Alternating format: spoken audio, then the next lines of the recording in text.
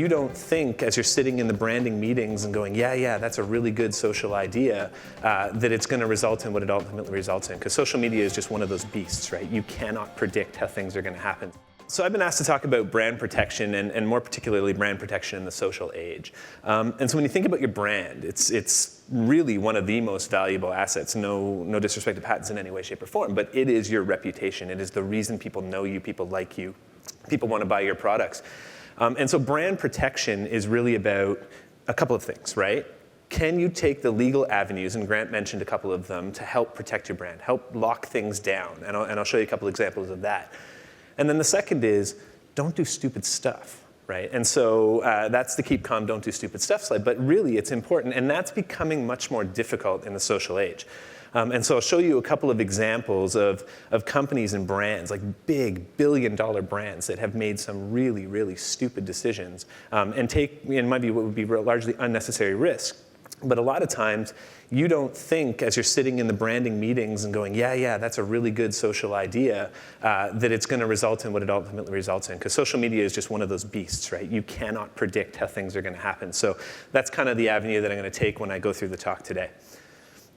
So Grant talked about what is a trademark, so we don't really need to go around that. He mentioned kind of indefinite duration. On the registered trademark side, what that really means is you get 15 years of sole use in Canada, and then you can renew that every 15 years. And so that ultimately, unlike a patent where you might have more of a defined term, you have this potential for indefinite duration. The way you got to look at trademarks in terms of protecting it, the nuts and bolts, the legal aspects, is you can have registered trademarks, which means you go and you actually get the trademark registered, or you can have unregistered trademarks, which means that you are using it. You've been using it for a long time, and you're going to obtain common law rights in that trademark. The value in a registered trademark is obviously that it's on the register. It makes it much easier if someone's going to come along and say, no, that is mine. I was using that first. There's a record. It's registered. Versus common law, it's a much more expensive fight to get in there and say, no, we were first. We've been using it this long. We were using it for these services and wares. And so, if you're going to go the steps of trying to protect your brand, going for a registered trademark is certainly one of those. A couple of key issues that come up with the kind of the nuts and bolts of brand protection from this aspect. Prosecution, just so you know, is the process of actually going and getting a registered trademark. One of the things you can do with a registered trademark, and with a common law trademark as well, is to try to oppose others from getting on the register. So you have your trademark, somebody else, a competitor or anybody really, decides that they want to use something that's similar to yours. You can take steps to try and keep them off the register. That's opposition. Enforcing your rights against others. So somebody might be using your trademark in a way that makes it look like those are your goods and services or your wares, whatever the case happens to be. You can take steps to try and enforce your rights. Again, much easier to do when you have a registered trademark. It could also be a matter of assignments and licensing. So I do a lot of co-promotions and co-branding between companies. One company is obviously very protective of their rights and their trademarks, but they need to let the other guys use it, right? It's a contest for Nike where the prize is Bose headphones. Nike and Bose, not the same company, but they're going to assign the rights in each other to allow them to use each other's trademarks. But that's all done via agreement, right? That's the nuts and bolts. It's how we protect the trademark. You can use it. You can use it in these limited ways for this limited period, full stop. Once this is over, you're done, no more rights. And so these are the mechanisms that we use to kind of protect it on the trademark side. On the don't do stupid stuff side, as I said, that's getting more difficult in the social age. There's very obvious don't do stupid stuff things, right? So don't engage in things like false and misleading advertising. Don't engage in comparative advertising with your competitors and start using their trademarks as a means of disparaging them. All of these things can lead to risk for you. So my day in and day out is talking to clients on the phone largely to say, we want to do X, Y, and Z. And I say, have you thought about the brand risk, right? What is that going to do to your brand? There's legal risk, which is one thing, and there's fines and penalties and all sorts of stuff. But what about the brand risk? And so that's become a huge issue on the social side. And so I want to kind of walk through a couple of examples in about the 10 minutes I have of, as I say, companies and organizations that have made decisions that might not be the best decisions on the social side. So here's JP Morgan Chase, right? So huge organization, billion-dollar entity, and they decide, and you think, like, this is not actually a bad idea. This kind of thing happens all the time.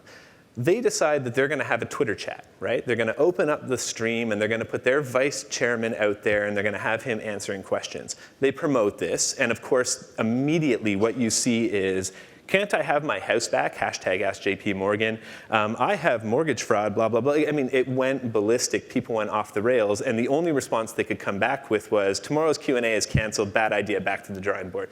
That's a good way to try and manage the risk. I mean, they came out and they acknowledged it, but you can see already that the thought of doing this, which seems like a relatively innocuous idea, right? Let's have a chat with people, resulted in brand reputation and brand risk to them, and ultimately some damage. Now, McDonald's did something very similar.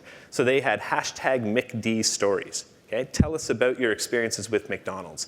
They paid advertising. They promoted the hell out of this thing. And then all of a sudden it went off the rails because people were saying all sorts of egregious things about the experiences that they'd had with McDonald's and their food and their products and things like that. Again, done with the best of intentions, can't necessarily predict the outcome of something like this happening. Brand risk. Here's another example. So this is a breakfast cereal company. And so the context you need here is that this all takes place the morning of the Boston bombings at the marathon. And so they decide, in their infinite wisdom, that we're going to capitalize on this tragedy. Boston, our hearts are with you. Here's a bowl of breakfast cereal we could all use to start the day. And so, bad idea, and definite brand reputation and brand risk, right? There is extreme backlash in the market. And they come out and they apologize for this, obviously, but it's not enough. They started using generic apologies for this. They started responding to everything with the exact same apologetic tweet. Eventually, I think they got wise to the situation, and they decided that they would actually genuinely, empathetically apologize for taking this action. Here's another example, The Onion. Again, major brand. So here we're talking about, I believe at the time, a 9 or 11-year-old actress who wins an Oscar. The word that's blurred out is the C word, right? One of the most egregious words you can use. And they think that this is funny. So here's a lesson in what you think is funny is likely not funny to a bunch of other people, right? And again, these are major brands doing this. Like, there are lots of examples of people doing this stuff, right? So Justine Sacco. You may have seen or may not have seen this example. She was a PR representative who tweeted as she got on a plane, going to Africa, hope I don't get AIDS, haha, just kidding, I'm white. She got off on the other end of the plane, and there were thousands and thousands of tweets. She got fired from her job. It effectively ruined her life. It took her years to recover. That shows you, here is somebody that made a bad decision. But these are brands. These are companies, billion-dollar, million-dollar entities making bad decisions to do things like this. Again, all brand reputation and brand risk type situations. Here's a situation which, again, you would think this isn't that bad, right? And it's not a bad decision. I'm sure this conversation happens with companies all the time. Let's get a bot to respond to some of these things, right? We're doing really well. We got a lot of social buzz. We can't possibly keep up with it all. Let's get a bot to respond to these things. Letting something like a bot take over your Twitter channel, for example, could lead to this situation. Congrats to American Air and US Airways on creating the largest airline in the world. Thanks for your support. It just shows you it's so easy for these things to go the wrong way on social media. So, as I say, brand reputation in the social age, very difficult to actually do. Here's an example. So people say, well, what are the risks? Who cares? There's brand reputation, for sure, and then there's also fines and penalties. Well, what about getting sued, right? So let me set the spectrum for you in terms of using a celebrity's likeness, because this comes up all the time, right? Oh my God, I saw so-and-so celebrity coming out of a coffee shop using our product, wearing our shirt, whatever it happened to be, we're going to tweet that. So Arby's did that to Pharrell during the Grammys. Can we have our hat back? Looks like that hat, I get that, that's funny, right? He's a good guy, he engages with them, it's all good, it's all laughs, everybody has a good time.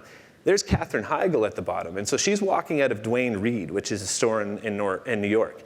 She's carrying the bag, and they tweet out, Duane Reade, even Katherine Heigl can't resist shopping at NYC's favorite drugstore. She sues them for $6 million.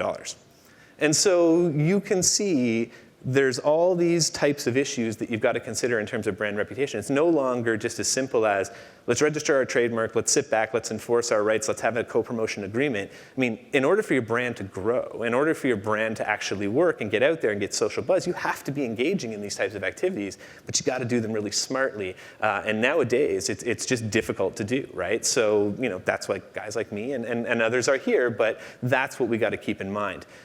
I just put this up because here's an example of that same type of situation, right? Like, how do we capitalize on something as a brand that's happened in the marketplace, right? Because brands want to do that all the time. The context you're missing in this one is that this took place in the World Cup when Luis Suarez bit the Italian football player. And so Snickers, brilliantly in my view, says more satisfying Italian hashtag Luis Suarez. Brilliant. Everybody knew what that meant at that moment. Great stuff. Some people will say, because there's privacy rights and there's other rights in the use of Luis Suarez's name, what about that? Isn't there even some risk in that? And that's where Cinnamon Toast Crunch probably had this exact same discussion and decided we don't want any risk. But we're going to put that out there. Because in the moment, everybody is going to know what that means. X number of years later, when Dan's giving that presentation, without the context, nobody's going to know what that means. Like, you can very rarely get to zero risk in social media. That's probably one example of where you can ultimately get to extremely low risk in this space. So I'll wrap it in the last couple of minutes that I have just on, now that we're in the social space, we're using our brand in the social space, and we have to be there, right? And that's one of the key things to consider here. You've got a situation that whether you are actually engaging as a brand in social media, people are talking about you, right? If you're a good brand, people are talking about you. If you're a bad brand, people are talking about you. If you've had a good experience with your product, they're talking about you. And if they've had a bad experience with your product, they're talking about you. So my pitch is always, don't get into a situation where you just throw up the arms and say, we're not going to engage in social media. I would try to get into a situation and say, let's engage, but let's do it properly. And so these are the types of lawyers love policies, right? And these are the types of policies that I would summarize that you would want to consider having if you're a brand that wants to engage in the space. This is how you mitigate the risk, right? The first is the employee policy, and that's extremely important. You would be surprised. A lot of times you've got people who will work at your company or friends of yours, whatever the case happens to be, they will do stupid stuff. I was trading battle stories with an executive at a financial institution. We're kind of going around the table talking about the dumbest things we've seen.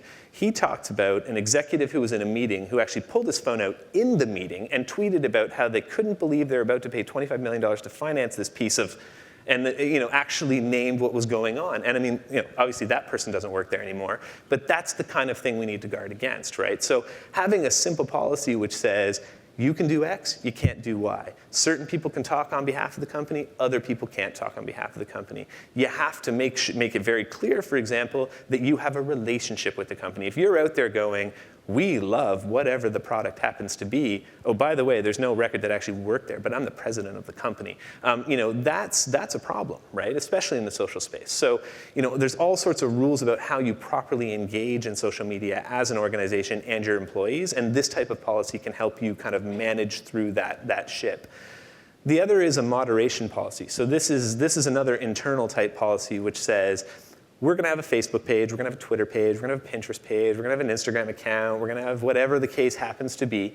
And when we engage on that space, we're not going to be able to monitor that like 24/7, right? It's very difficult to do, very expensive to do. Huge brands like Nike, McDonald's, and others, they do that. They monitor things 24/7.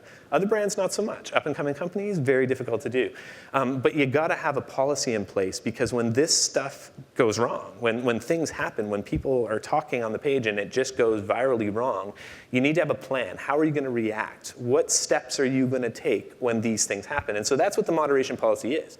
If A happens, we're going to do B. If B happens, we're going to do C. If C happens, we're going to do D. And it walks through the steps and the escalations, right? Like there's certain things. If people are bickering on the page, the moderator can kind of take that content offline and try to manage it. If somebody has a complaint about the functionality of our product, we might kick that to a product representative. If there's some just egregiously bad thing, we're going to take it down. So you got to have this plan because it's very difficult in the moment to be able to actually go out there and think, okay, now this is happening, it's real time, now how do we respond to this stuff? You got to kind of have thought this stuff through. So that's what the moderation policy is.